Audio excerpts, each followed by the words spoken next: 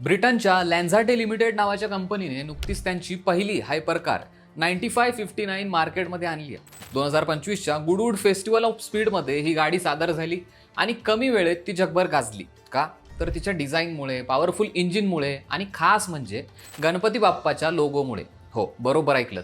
या गाडीवर लोगो म्हणून गणपती बाप्पाचं चित्र वापरलं गेलं.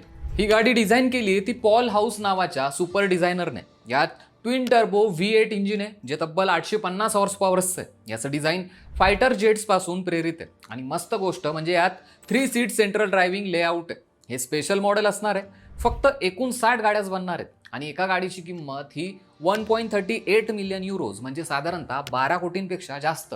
म्हणजे ही गाडी फक्त मोठ्या कलेक्टर्ससाठीच असणार आहे. पण यात गणपती बाप्पाचा लोगो का वापरला यामागे एक भारी स्टोरी आहे. लॅन्झाटेचे फाउंडर पॉल लॅन्झाटे आणि बीटल्स बँडचा जॉर्ज हॅरिसन हे जिगरी दोस्त होते. जॉर्जनेच पॉलला गणपतीचा लोगो वापरायचा सल्ला दिला, कारण बाप्पा म्हणजे विघ्नहर्ता आणि यश समृद्धीचा देव.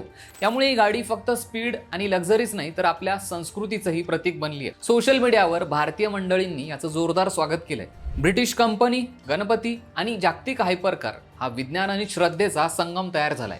यावर तुमचं काय मत आहे? कमेंट करून नक्की सांगा.